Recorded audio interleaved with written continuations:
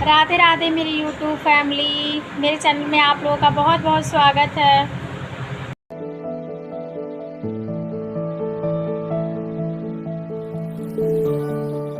अंजलि जी पानीपत से। महाराज जी आपके चरणों में कोटि कोटि प्रणाम। राधे राधे। महाराज जी मैं आपसे पूछना चाहती हूँ कि मेरा स्वभाव शुरू से ही कम बोलने वाला रहा है, जिसकी वजह से मैं सबकी बातों को दिल से लगा लेती हूँ, फिर मेरा मन बहुत दुखी होता है। आप कृपा करके कोई नहीं ऐसा तो उपाय कम बताएं। बोलने वाला स्वभाव तो बहुत बढ़िया होता है, लेकिन दूसरे की बातों को अपने दिल में रखने वाला स्वभाव ये अपने दुख के कारण बनेगा, अपना दुख का कारण बनेगा। अपने को ऐसा चाहिए कि अपने काम की बात, अपने धर्म की बात तो हम पकड़ लें। इसके बाद जैसे चिड़िया चहचहा रहे हैं ऐसे हैं। जैसे हम कभी कभी होते तो जो बच्चे सेवा में होते हैं उनका बात की, महाराज जी आपने सुना? तो उनका सच्ची बात बताया, क्या कहा हमें पता ही नहीं चला। तो उनका क्यों, आप तो यहीं बैठे थे? तो हम कहा हमें बस आवाज भर सुनाई दे रही थी कुछ कह रहे हो, क्योंकि हम अपने काम में लगे हुए थे। हमें काम की बात है तो श्रवणेंद्रिय सुनेगी, अगर काम की बात नहीं तो अभी हम ऐसे हो जाए तो आप बोलते रहो, कोई फर्क नहीं, हमारा चिंतन अपने चल रहा है। तो अगर सुखी होना है तो ये स्वभाव छोड़ना पड़ेगा कि हमको क्या कह रहा है सामने वाला। हमारे काम की बात है, धर्म की बात है, तो हम उसकी बात मान लेते हैं, सुन लेते हैं। और हमारे काम से बाहर की बात है तो बोलते रहो, आपका मुख है, आपके विचार हैं, आपका जीवन, उसे हम अपने हृदय पे नहीं लेते। और कम बोलना ये बहुत अच्छी बात है।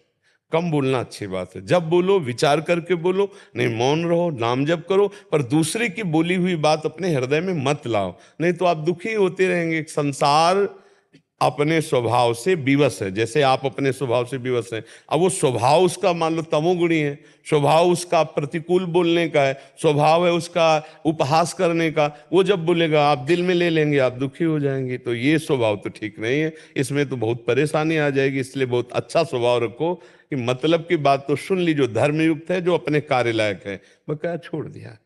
पूज्यपाद उड़िया बाबा जी कहते हैं, जैसे कोई विदेशी भाषा में हमारे सामने हमको गालियां दे तो हमें कुछ बुरा नहीं लगेगा। ऐसे साधु को, ऐसे भक्त को, ऐसे भजन करने वाले को, विवेकी पुरुष को चाहिए कि उसकी भाषा में जब उसकी निंदा हो तो उसको कोई फर्क ना पड़े और मुस्कुराकर चल दे, उसे भक्त कहते हैं।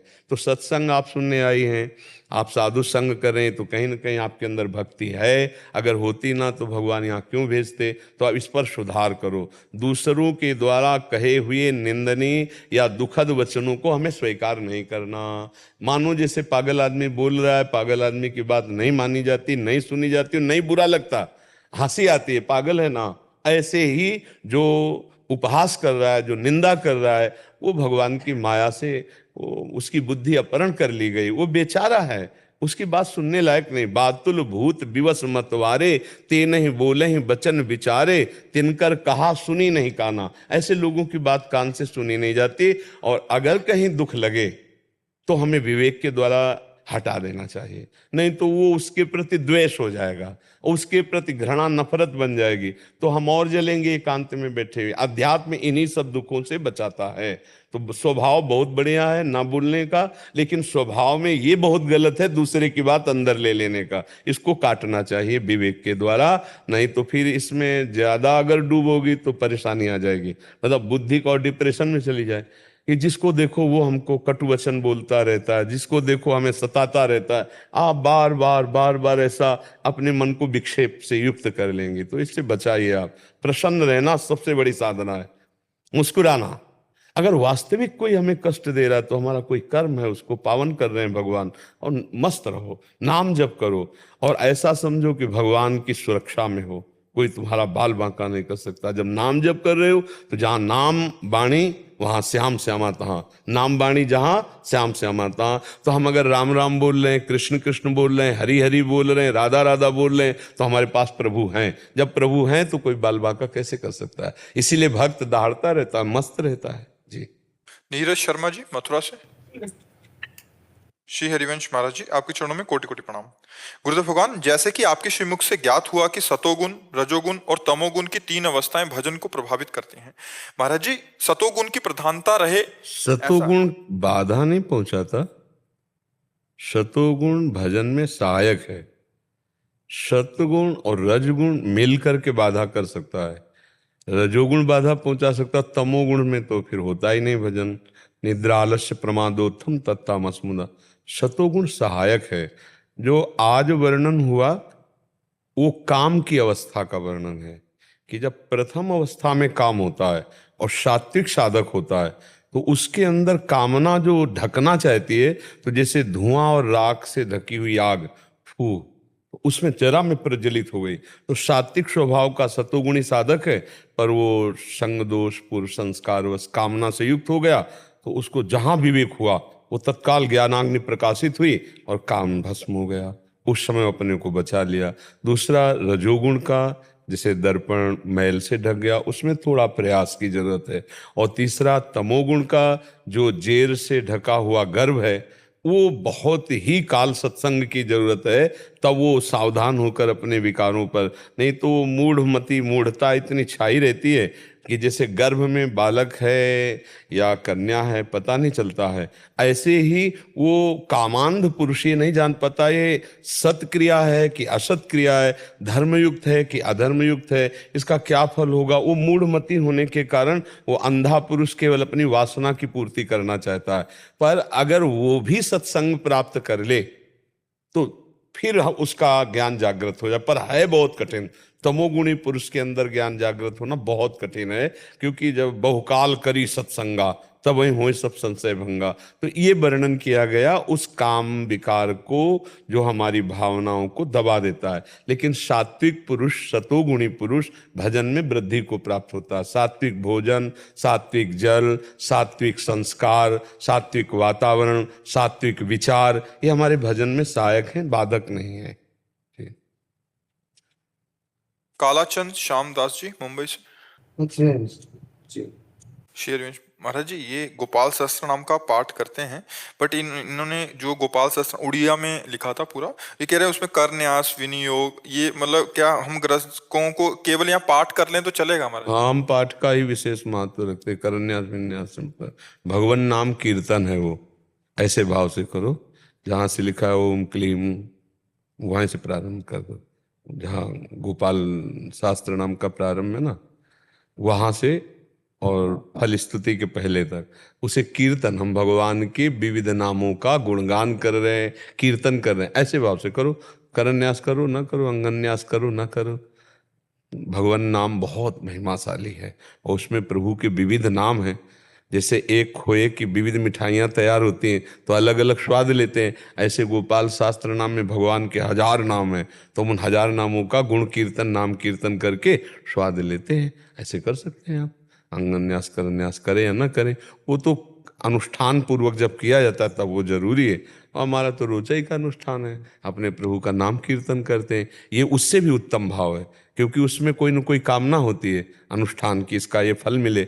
अपने को कोई फल नहीं, अपने प्रेम भक्ति मार्ग के प्रतीक हैं, तो अपने प्रभु का गुणगान कर रहे हैं, नाम कीर्तन कर रहे हैं, तो शास्त्र नाम कीर्तन कर रहे हैं। ठीक है ना जी। पारुल शर्मा जी बुलंदशहर से। श्री हरिवंश महाराज जी, आपके चरणों में कोटि कोटि प्रणाम। महाराज जी, हम पिछले 1 साल से आपको यूट्यूब के माध्यम से एकांतिक वार्तालाप और सत्संग के माध्यम से सुन रहे हैं। महाराज जी, मेरा एक प्रश्न है कि आप कहते हैं कि प्रिया प्रीतम को जिस रूप और भाव से भजो तो वो वैसे ही स्वीकार करते हैं, तो क्या महाराज जी हम अपने गुरु को भी किसी भी रूप में भाव में भज सकते हैं? मैंने आपको अपना माता पिता के रूप में स्वीकार किया है और हाँ, आपकी हर आज्ञा का पालन करते हैं। उसमें भाव ये है कि केवल गुरु में और इष्ट में इतना भाव सेवन में अंतर होगा कि जैसे गुरुदेव संत रूप में विराजमान है, तो हम जैसे माता पिता की गोद में जाके बैठ जाते हैं, ऐसे नहीं बैठ पाएंगे। हम उनको छू भी नहीं सकते। भाव कर सकते हैं कि हमारी मम्मी है, हमारे पिता हैं, हमारे भाई हैं, हमारे मित्र हैं, हमारे अमुक भाव में हम कर, लेकिन हमको उसमें मर्यादा रखनी पड़ेगी। हम ऐसा जैसे राधा वल्लभ जी को अपना हम पिता माने तो जाके चरण तो नहीं छू पाएंगे ना, हम भाव से दूर से ही देख करके कर सकते हैं। तो ऐसे हम दूर से भाव कर सकते हैं। तुमेव माता च पिता तुमेव, तुमेव बंधुश्च सखा तुमेव, तुमेव विद्या द्रविणं तुमेव, तुमेव सर्वम मम देव देव। वो चाहे हम गुरु से करें चाहे इष्ट से करें, पर व्यवहार नहीं कर सकते, व्यवहार वैसा नहीं कर पाएंगे। व्यवहार में हमको संकुचित रहना पड़ेगा, क्योंकि देह धर्म के अनुसार और व्यवहार धर्म में एक विरक्त वेश और एक गृहस्थ वेश, उसकी मर्यादाओं का पालन होगा। जैसे हम गुरु को अपना मित्र भी मानते हैं। जाके ऐसे थोड़ी यार आओ हाथ मिलाओ, ऐसे तो नहीं हो सकता ना। अंदर से मानते हैं कि आप ही हमारे मित्र हो, और जब उनके हम सामने जाएंगे तो उनकी मर्यादा के अनुसार हम नमन करेंगे, प्रणाम करेंगे, शिष्यत्व भाव में बैठेंगे। पर अंदर से है कि आप हमारे गुरु भी हो, आप हमारे दोस्त भी हो, आप हमारे प्रिय भी हो। तो वो भाव अंदर का विषय, पर उस भाव को हम व्यवहार में नहीं उतार पाएंगे। व्यवहार में एक मर्यादा होगी। आंतरिक भाव में हम अपने गुरु के साथ हंस रहे, खेल रहे, बात कर रहे, पर जब हम प्रगट में गुरु के पास होंगे तो गुरु शिष्य की मर्यादा प्रधान होगी। जैसे हम मंदिर में जाएं, वही हमारे प्रभु हैं, तो अब हम अपने प्रभु को सखा मान रहे तो जाके गले नहीं लगा सकते, वहां के पार्षद पीट देंगे, आप छू नहीं सकते ठाकुर जी। जाए आओ यार ऐसे ठाकुर जी से गले, और ऐसा आप मंदिर में खड़े होके दूर कर सकते हैं, बोलो मत। और अंदर से तो आपको आभास होगा कि मेरे प्रभु मेरा आलिंगन कर रहे हैं, मेरे दोस्त मुझे स्वीकार। तो ये भावोत्सवेन भजताम रस कामधेनु, ये भाव द्वारा प्राप्त करने वाला, व्यवहार द्वारा आप नहीं प्राप्त कर सकते। जैसे व्यवहार में हम दौड़ के अपने माता पिता की गोद में बैठ जाते हैं, ऐसे हम गुरु को माता मानते हैं, गुरु को पिता मानते हैं, पर हम उनकी गोद में नहीं बैठ सकते हैं जाकर। जैसे माता पिता से लड़ सकते हैं, ऐसे उनसे नहीं लड़ सकते। हम उनसे मर्यादा से ही बात करेंगे। आपने आज्ञा की थी पर उसका पालन नहीं हो पाया, हम पुनः आपके बल से ही कोशिश करेंगे कि हम आपकी आज्ञा का पालन करें। ऐसे कभी माता पिता से बात होती है क्या? अरे जाओ मम्मी आप तो ऐसा कहती रहती हो, ऐसे नहीं, उस समय तो ऐसे थोड़ी बात कर सकते हैं। तो गुरु को माता मान सकते हैं, पिता मान सकते हैं, पर मर्यादा गुरु की ही रहेगी। उसमें प्रधान मर्यादा से ही हमें व्यवहार करना पड़े। भाव से देख करके हम कुछ भी कर सकते हैं कि आप हमारे मित्र हो, आपको मैं गले से लगाता हूँ, आपके चरण चूमता हूँ, आपको हृदय से, अपने हृदय में, वो कोई नहीं जान रहा, लेकिन ये आप क्रिया में नहीं कर सकते कि खड़े हुए हो आप आके, ऐसे नहीं कर। तो ऐसे ही हम माता पिता भाई बंधु जो चाहें इष्ट या गुरु से अपने भाव रख सकते हैं, लेकिन वो आंतरिक भाव है, व्यवहार में उसे नहीं उतार। व्यवहार में जब उनके सामने जाएंगे तो उसी मर्यादा से जाएंगे जैसे एक शिष्य गुरु के सामने जाता है, नहीं तो फिर हमारा भाव कच्चा माना जाएगा। व्यवहार में उतारना फिर अपराध बन जाएगा। नहीं, मान लो आपका भाव है कि आप हमारे दोस्त हो, आप आते और दोस्त कैसे हो, अब एकदम दृष्टि है इतना अभद्र पुरुष है। अब मान लो हम आपकी दृष्टि पहचान, लेकिन लोगों को लगे यार मतलब ये क्या चक्कर है ये क्या मतलब ये क्या चल रहा है। तो इसलिए व्यवहार में गुरु शिष्य की मर्यादा, और आंतरिक भाव में जो भाव हम रखते हैं वो वैसे भाव से हम करें। जी। कृष्णा मिश्रा जी उड़ीसा से। राधे राधे। राधे राधे महाराज जी। महाराज जी, घर में भगवान जी का श्री विग्रह तो है, कभी कभी घर के बाहर जाएं तो किसी कारण से उनकी सेवा ना कर पाए, तो ऐसे में महाराज जी क्या करना चाहिए? हमें लगता है कि श्री विग्रह प्रभु का उतना ही बड़ा रखना चाहिए, या तो हम स्वयं बाहर लेकर के जाएं, अगर इतना बड़ा है कि हम बाहर नहीं ले जा सकते तो किसी की सेवा वहाँ ड्यूटी होनी चाहिए। अगर हमारा बच्चा हो तो हम क्या करेंगे? घर में बंद करके जाएंगे अपने बच्चे को?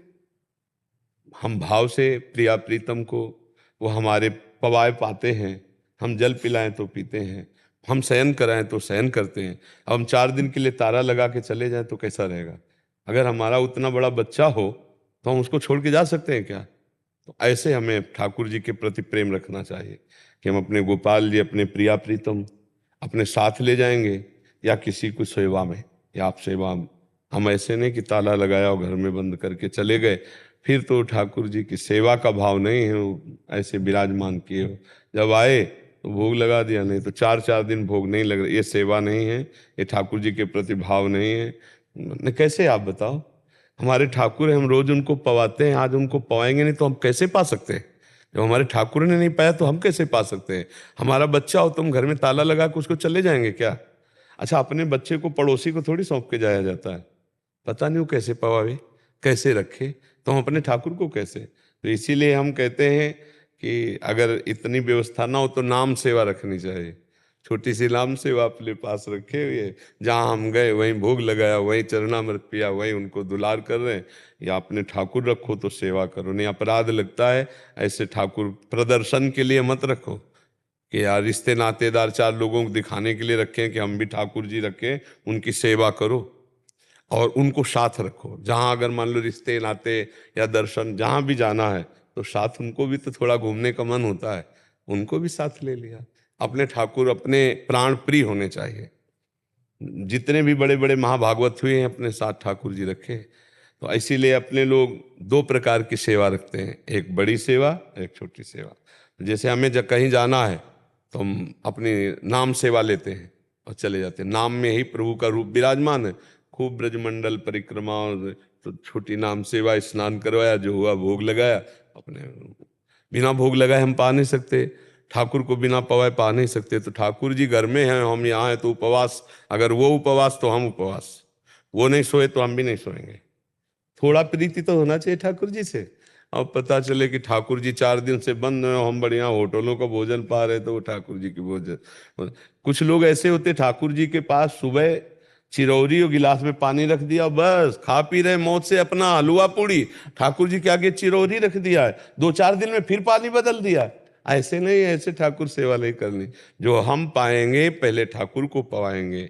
हम हमारे सदस्य जैसे घर के हैं ना, ऐसे में अपने ठाकुर को अपने घर का मालिक मानते हैं, तो पहले उनके सामने तो ठाकुर जी विराजमान करो, नहीं मत विराजमान करो। शेर जी के शरणागत जन जैसे और होते हैं तो उनके पास छोड़ सकते हैं? नहीं, अब जैसे आपके घर में 8 सदस्य हैं और आप घर से बाहर जा रहे हैं, तो आप उसके लिए 2 रूप बताए गए। प्रसादी किशमिश कर लिया, जेब में डाल लिया, जहां भी जय दिन जाएंगे पाएंगे। लेकिन घर के सदस्य और हैं शरणागत जन, वो श्री जी की सेवा कर रहे हैं, उनमें कोई परेशानी नहीं। अब अगर ये कि अपने घर में श्री जी हैं और हम सब रिश्तेदारी जा रहे हो, हम किसी पड़ोसी को दे रहे, तो हमारा अगर बच्चा हो तो हम पड़ोसी को देंगे क्या? पड़ोसी अपने बच्चे को जो प्यार करेगा वो हमारे बच्चे को प्यार करेगा क्या? वैसा तो नहीं करेगा ना। तो हमारा भाव हमारी श्री जी के लिए, उसका भाव अपने ठाकुर जी के लिए, तो हम अपने ठाकुर जी साथ रखें। हमारी बात यह है, तो चाहे नाम सेवा ही पास रखे अपने साथ। अगर आप आए हो, घर में और सदस्य हैं परिवार के, वो सेवा कर रहे हैं, चलेगा। लेकिन पूरे घर के सदस्य घर से बाहर हैं और अपने ठाकुर, मुझे लगता है कि कम ठीक रहेगा। महाराज जी, जैसे इनका ऐसा कहना भी है, जैसे एक कोटकपूरा में रहते हैं, वहाँ बहुत सारे अपने शरणागत हैं जो आप ही के शरणागत हैं, जो आपकी सेवाओं को समझते हैं, अष्टयाम सेवाओं को। तो क्या उनकी श्री जी के साथ अपनी श्री जी विराजमान करके ऐसा? तो आप क्या करोगे? आप बाहर जाके क्या करोगे? 24 घंटे रथ थोड़ी हो। 24 घंटे में एक बार जब टाइम मिला तो कम से कम श्री जी को नवाया, भोग लगाया, आरती किया, उनका जूठन प्रसाद पा रहे, अपने साथ रखने में क्या परेशानी? एक डलिया में है, अपनी श्री जी हैं, तो हमें तो हम क्यों किसी को दें अपनी सेवा?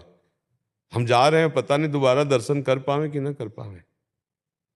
ऐसा भी तो खतरा का खेल है, ये माया नगरी है, तो हम मरेंगे तो साथ लेके मरेंगे। समझ रहे ला? हमारी छाती से लगे हो गए भाई। मानो प्रारब्ध एक्सीडेंट हो गया तो ठाकुर जी को ऐसे लेके बैठते हैं, तो ऐसे जाएंगे सीधे ठाकुर जी के पास पहुंच गए, तो लाभ ही लाभ, हमारा घाटा तो है नहीं।